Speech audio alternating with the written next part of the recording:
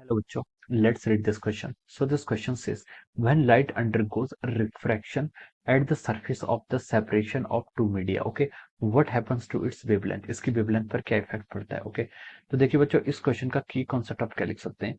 The key concept of this question, इस question का key concept क्या लिख सकते हैं? The key concept can be written as refraction. क्या लिख सकते हैं? रिफ्रैक्शन लिख सकते हैं. Okay, refraction is the phenomena, और हमें यहाँ पर बताना है कि रिफ्रैक्शन जब होता है आपका, तो वेवलेंथ पर आपकी क्या इफेक्ट पड़ता है. ओके, तो देखिए बच्चों लेट अस सपोज ये आपके क्या है, दिस इज द इंटरफेस. ये कि आपकी दो डिफरेंट मीडिया है. मान लीजिए यहाँ पर आपकी क्या एयर है, दिस इज अवर एयर, और ये आपका क्या ग्लास है, this media is glass. Okay, तो देखिए ये दोनों का क्या होगा, रिफ्रैक्टिव इंडेक्स अलग अलग है. इसका रिफ्रैक्टिव इंडेक्स मान लीजिए n1 है, इसका रिफ्रैक्टिव इंडेक्स n2 है, और हमें पता है कि n2 का रिफ्रैक्टिव इंडेक्स यानी कि ग्लास का रिफ्रैक्टिव इंडेक्स क्या होगा, ग्रेटर होगा as compare to the air comparison. Okay, तो देखिए बच्चों, जब आपकी लाइट रे क्या करती है, आपकी एक मीडियम से दूसरे मीडियम की तरफ प्रोपेगेट करती है. ये मान लीजिए क्या नॉर्मल है, this is normal to this interface. Interface है ये क्या आपका, देखिए जो आपके दो डिफरेंट मीडिया का जो आपको क्या होता है, जो सरफेस उनको डिवाइड करती है, उसे क्या बोलते हैं, हम इंटरफेस बोलते हैं. ओके, तो देखिए यहाँ पर क्या करती है, देखिए अब आपकी लाइट रे क्या करेगी, इस मीडियम से इस तरीके से मान लीजिए आपकी लाइट रे क्या कर रही है, ट्रेवल कर रही है. Okay, this is our incident ray. ये नॉर्मल के साथ जो एंगल बनाती है, जिसे हम क्या बोलते हैं, आपका इंसिडेंट रे बोलते हैं. ओके, अब देखिए लाइट रे को आपका देखिए जाना इस डायरेक्शन में चाहिए था, लेकिन यहाँ पर क्या होता है आपका, देखिए बच्चों, यहाँ पर आपकी जो लाइट रे है वो क्या कर रही है, आपकी रेयर मीडियम से डेंसर मीडियम की तरफ मूव कर रही है. यानी कि लो रिफ्रैक्टिव इंडेक्स वाले मीडियम से हाई रिफ्रैक्टिव इंडेक्स वाले मीडियम की तरफ आपकी light of ray of light जा रही है. तो ये क्या करती है, it will bend towards the normal. ये क्या करती है, आपकी नॉर्मल की तरफ क्या करती है, आपकी इस तरीके से बेंड करेगी. ओके, और ये जो एंगल बनाएंगे, this is called our angle of reflection. Okay, यहाँ पर हमारे स्नेल्स लॉ क्या होता है, यूज होता है. ओके, स्नेल्स लॉ के अकॉर्डिंग ये आपकी क्या करेगी, आपकी जब रेयरर से डेंसर मीडियम की तरफ जाएगी, तो it will bend towards the normal. ये आपके नॉर्मल की तरफ क्या करेगी, बेंड करेगी. ओके, तो हमसे क्वेश्चन ने पूछा कि इस पे वेवलेंथ पर क्या फर्क पड़ेगा. ओके, तो देखिए वेवलेंथ पर क्या फर्क पड़ेगा. देखिए जो आपका सोर्स होता है, जो आपके लाइट का सोर्स है, उसकी आपकी क्या रहती है, फ्रीक्वेंसी कांस्टेंट रहती है. फ्रीक्वेंसी क्या रहती है, कांस्टेंट रहती है.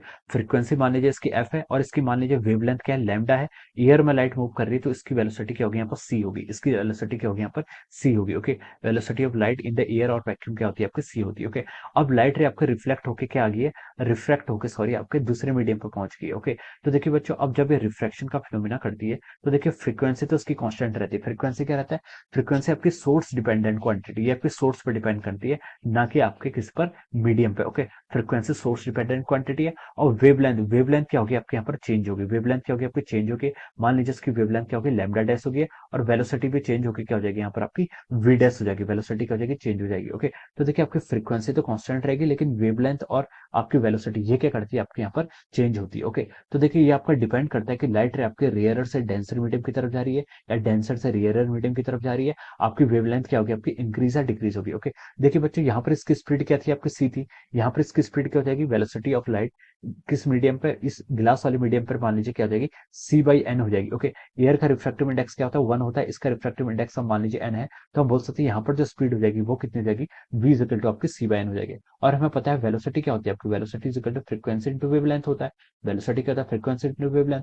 फ्रीक्वेंसी तो आपकी क्या है, कांस्टेंट है. फ्रीक्वेंसी क्या है आपकी, कांस्टेंट है. ओके, तो वेलोसिटी क्या किस पर डिपेंड करेगी, आपकी वेवलेंथ पर डिपेंड करेगी. ओके, तो देखिए आपकी इस मीडियम पर क्या, देखिए यहाँ पर आपकी वेलोसिटी डिक्रीज हो रही है, तो हम बोल सकते हैं यहाँ पर आपकी वेवलेंथ भी क्या होगी, आपकी डिक्रीज होगी. ओके, तो इस केस में हम बोल सकते हैं जो हमारी लैम्डा डैश होगी, लैम्डा डैश क्या होगी, आपकी लेस होगी as compare to the lambda. Okay, original lambda के कंपेरिजन में क्या होगी, आपकी इस मीडियम पे जो कि एयर में आपकी वेवलेंथ थी, उससे क्या हो जाएगी, यहाँ पर आपकी कम हो जाएगी. ओके, तो जो आपकी वेवलेंथ होती है, वेवलेंथ क्या होती है, आपकी चेंज होती है. अगर आपकी लाइट रे रेयरर से डेंसर मीडियम की तरफ जा रहे हैं, तो आपकी वेवलेंथ क्या हो रही है, डिक्रीज हो रही है. अगर डेंसर से रेयरर मीडियम की तरफ जाएंगे, तो आपकी वेवलेंथ क्या होगी, इंक्रीज होगी. ओके, तो क्वेश्चन हमसे ये पूछा था कि when light undergoes refraction at the surface of the separation of two media, what happens to the wavelength.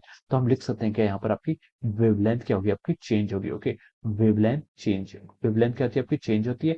Wavelength भी चेंज होगी, वेलोसिटी भी चेंज होगी, और लेकिन आपकी फ्रीक्वेंसी क्या रहती है, आपकी कांस्टेंट रहती है. There will be no change in the frequency, because wavelength और जो आपकी वेलोसिटी होती है, ये आपकी क्या होती है, मीडियम डिपेंडेंट क्वांटिटी होती है. और सोर्स आपका क्या होता है, आपका सॉरी फ्रीक्वेंसी आपकी सोर्स डिपेंडेंट क्वांटिटी होती है. Okay, so this will be the answer of this question. So I hope you all understood this concept. All the best and thank you so much.